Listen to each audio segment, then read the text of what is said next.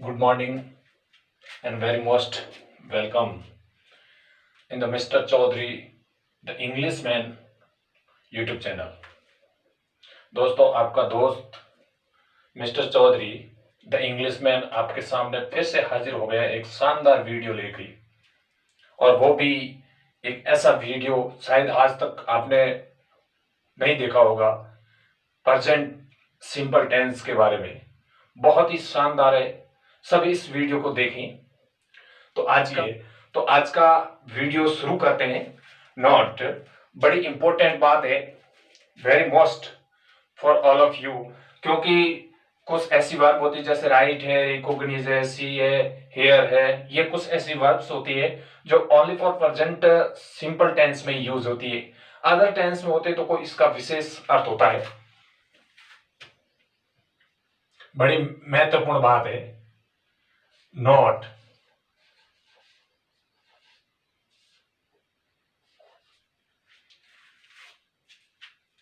ध्यान देना कि कुछ ऐसी verbs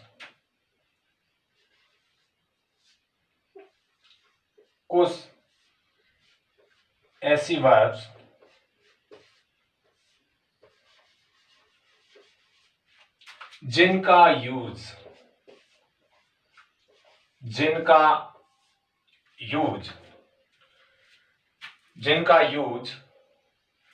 only for present simple tense में ही होता है, न कि प्रेजेंट कंटिन्यू में या अदर में होता तो उसका कोई विशेष अर्थ होता है।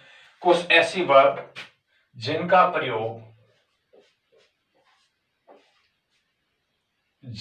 प्रयोग मेंटल, ध्यान देना, मेंटल एक्टिविटी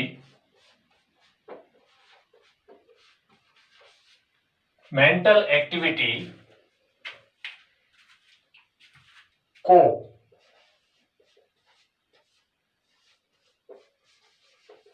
एक्सप्रेस करने के लिए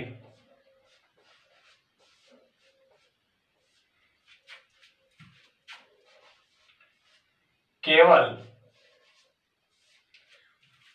प्रेजेंट इंडेफिनिट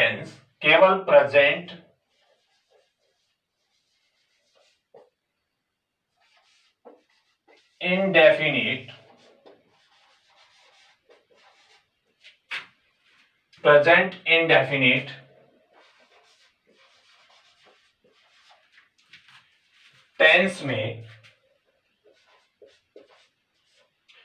में यूज होता है।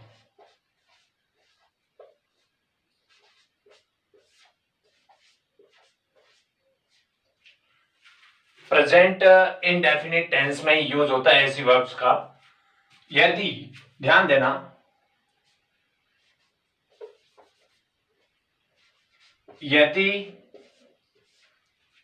प्रेजेंट कंटिन्यू में, यदि प्रेजेंट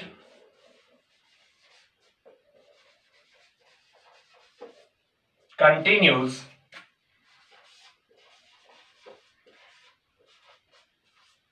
टेंस में यूज हो, प्रेजेंट कंटिन्यूस टेंस में प्रयोग हो, तो उन वर्ब्स का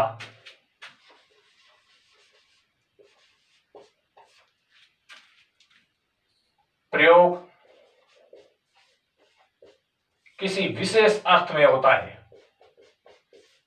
किसी विशेष अर्थ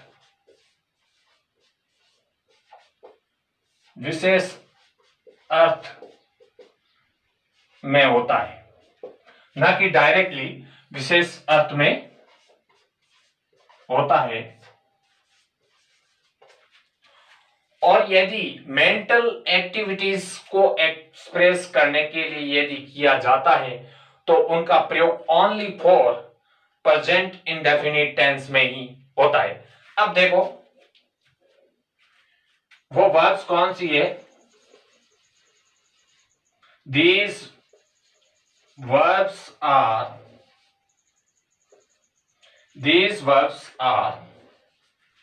कौन कौन सी है? ध्यान देना, राइट।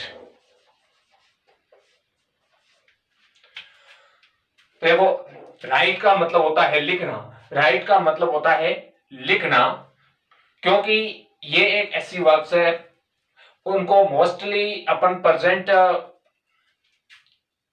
कंटिन्यू में तो यूज कर भी लेते हैं, लेकिन प्रेजेंट सिंपल में भी इसका यूज करते हैं। लेकिन इसका तो प्रयोग देखो, मैं आपको एक एग्जांपल देके बता दूं कि जो ये वर्ब है इसमें जैसे राइट है, तो राइट का जैसे मैंने एक एग्जांपल दिया आपको राइट, क्योंकि राइट का प्रयोग अपन बहुत से टेंस में कर सकते हैं, ये सभी जानते हैं आप।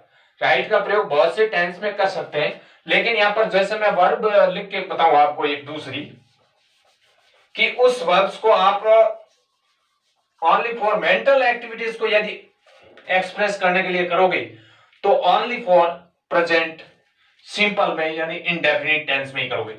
जैसे नोटिस, ध्यान देना, नोटिस, नोटिस का मतलब होता है ध्यान देना। रिकॉग्नाइज,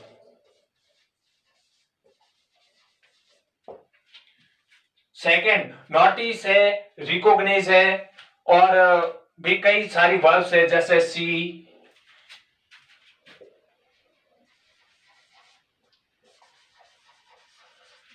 है, हेयर है, और जैसा कि स्मेल, बहुत सी ऐसी वर्ब्स होती है जैसा कि स्मेल,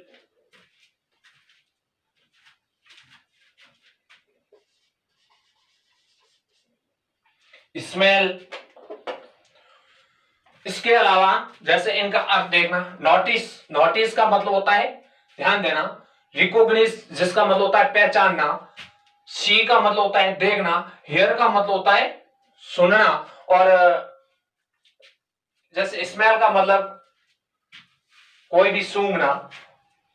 अब आती है एपियर,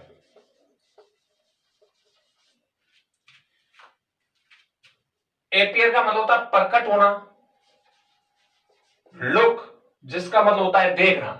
देखो यहां एक इंपॉर्टेंट बात और भी आती है, लुक का मतलब होता है देखना, लेकिन वॉच का मतलब WATCH, वॉच का मतलब भी होता है देखना, और एक और होता है जैसे सी का मतलब भी होता है देखना। तो बहुत सी ऐसी वर्ड्स होती है जिनका हम यूज करते हैं, और जैसे इसमें और भी होता है जैसे वांट, वांट है, वांट का मतलब होता है चाहना, जैसे सीम, सीम का मतलब होता है प्रतीत होना। तो ये मतलब ऐसी मेंटल से जो रिलेटेड जितनी भी वर्ड्स होती है, और इसके अलावा जैसे उसमें अपन मान सकते हैं विच, विच है, विच का मतलब होता है चाहना, और भी कई सारी जैसे डिजायर,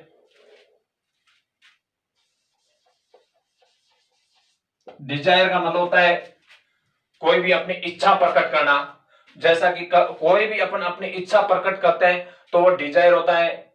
जैसे महसूस करना, महसूस करने को बोलते हैं फील, फील। और भी कई सारी ऐसी वर्ब्स हैं, महसूस करने को बोलता है फील, और जैसे देखो विच, सेम का मतलब प्रतीत होना, विच का मतलब चाहना, डिजायर का मतलब इच्छा, फील का मतलब होता है महसूस करना, एग्री, एग्री का मतलब होता है सहमत होना,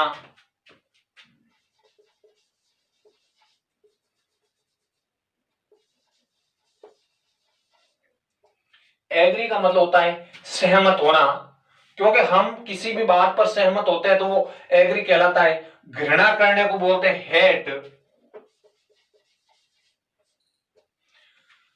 जैसे घृणा करना इसको हेट बोलते हैं।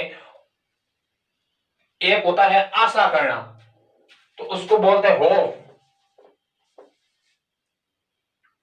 होप का मतलब होता है आशा करना। क्यों? क्योंकि हम किसी के पर्दे मतलब अपने आस जगा के बैठते हैं, और एक होता है जैसे किसी भी बात को टाल देना, तो वो होता है रिफ्यूज। रिफ्यूज रिफ्यूज का मतलब होता है स्पष्ट क्लियर, जैसे मना करना कि उसकी बात को रिफ्यूज कर दिया गया है। और एक होता है प्रीफेयर या परफेयर, जिसको अपन बोलते हैं प्रीफेयर।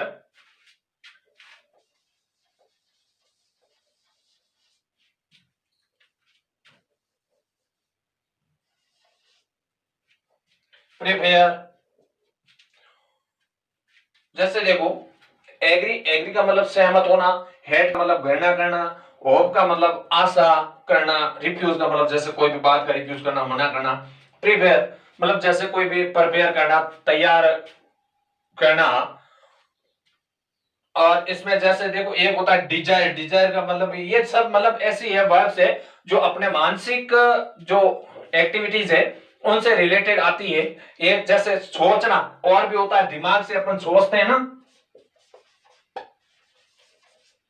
थिंक, थिंक का मतलब होता है सोचना, क्योंकि जो हम सोचते हैं वो सब माइंड से ही सोचते हैं। एक होता है कोई भी जैसे माना, मानना, तो वो होता है सपोज, मानने को बोलते हैं सपोज। सपोज, सपोज का मतलब मानना। हर कोई मतलब जैसे माना कि, कोई भी ऐसा एग्जांपल ले लेते हैं कि माना कि, तो वो होता है सपोज। क्योंकि ये इस तरह की वर्ब्स है जो अपने माइंड से रिलेटेड आती है। एक जैसे अपन गॉड में करते हैं, क्या करते हैं, बिलीव, जो मतलब माइंड से जितने भी रिलेटेड वर्ब्स है वो सब इसमें आती है। जैसे गॉड में करते हैं बिलीव,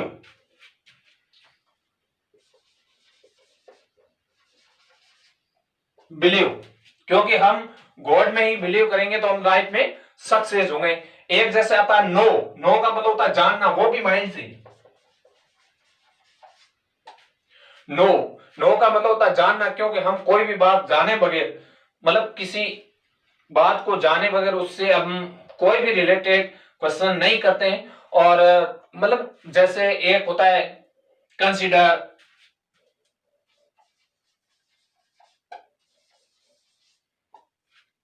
मतलब इस बात का क्लियर कंसीडर करेंगे तो कुछ बहुत सी वर्ड्स ऐसी होती है जो हम इस प्रकार के सेंटेंस जो ओनली फॉर प्रेजेंट मतलब सिंपल टेंस में यूज करते हैं। जैसे आप देख लो ट्रस्ट,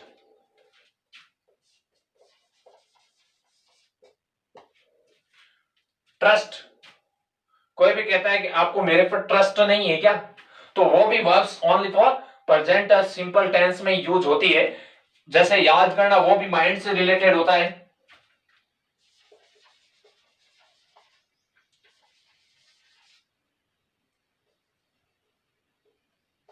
रिमेंबर, रिमेंबर का मतलब होता है जैसे कोई भी बात याद करना, अपन बोलते हैं हैव यू रिमेंबर, तो वो भी माइंड से ही रिलेटेड आता है। और भी जैसे कुछ ऐसी वर्ड्स और होती है जैसे भूलना, तो उसको बोलते हैं फॉरगेट।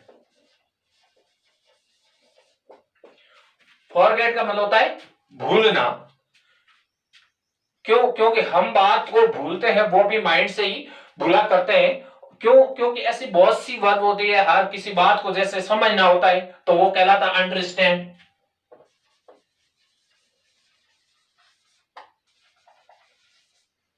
अंडरस्टैंड का मतलब होता है समझना, क्योंकि समझते हैं वो भी माइंड से ही समझते हैं। और किसी के प्रति जैसे कल्पना करना, तो वो बोलते हैं इमेजिन।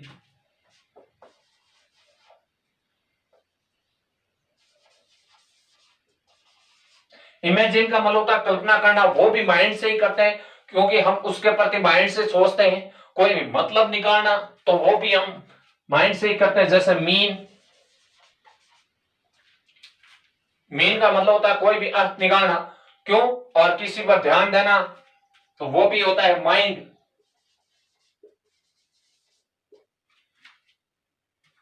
क्योंकि किसी पर ध्यान देना वो भी माइंड से ही रिलेटेड कहलाता है, क्योंकि उसको माइंड बोलते हैं। जैसे बोलते हैं अपने वाणी को विराम दे, अपनी वाणी पर ध्यान रख, जो लैंग्वेज बोल रहा है उस लैंग्वेज को सही कर, तो माइंड योर लैंग्वेज, बिल्कुल स्पष्ट। क्योंकि इस यूट्यूब चैनल में आपके लिए बहुत अच्छे से अच्छे स्पोकन के भी जो कोर्सेज से संबंधित भी आएंगे। जैसे माइंड का मतलब होता है ध्यान देना, कोई भी बात को जैसे अपन सुधार करना उसमें, क्योंकि हर तरीके से ऐसी कुछ वर्ब्स होती है जिनका हम प्रेजेंट इंडेफिनिट टेंस में यूज करते हैं, ना कि प्रेजेंट कंटिन्यू। अब ये जो मैंने वर्ब्स लिखवाई इतनी सारी, और भी कई होगी, लेकिन मैंने मोस्ट लिखवाई है सब की सब, जैसे notice, recognise, see, hear, smell, appear, look, want, seem, wish, desire, feel, agree, hate, hope, refuse, prefer, think, suppose, believe, know, consider, trust, remember, forget, understand, imagine, mean, mind। तो ये बहुत सी ऐसी वर्ब्स है जिन वर्ब्स का प्रयोग only for हम present indefinite tense में use करते हैं। यदि हम अगर किसी टेंस में भी यूज करते हैं तो उसको मतलब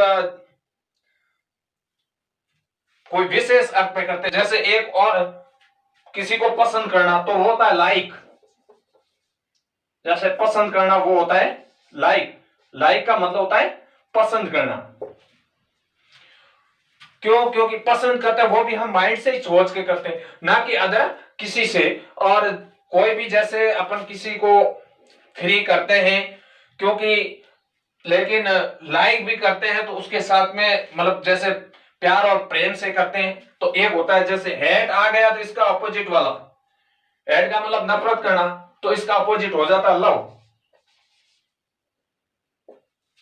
क्योंकि ये भी मतलब एक सोचने लायक है कि कैसी बात से अपने माइंड से रिलेटेड हमें हमारे लिए होती है। तो ये और भी कुछ हो गई, लेकिन मैंने जो मोस्टली इस यूट्यूब चैनल पर जो वीडियो रिलीज किया है इसमें बड़ी मोस्ट दी है, जो अपने मतलब ऑलरेडी अपने दैनिक दिनचर्या में डेली रूटीन्स में यूज होने वाले कुछ वर्ब्स है। तो देखो इन सब वर्ब्स को only for present indefinite tense में यूज किया जाता जब इनका यूज अपन मेंटल एक्टिविटीज के रूप में करते हैं। ध्यान देना, जब मेंटल एक्टिविटीज के रूप में करते हैं तो इनका use only for present indefinite tense में होगा।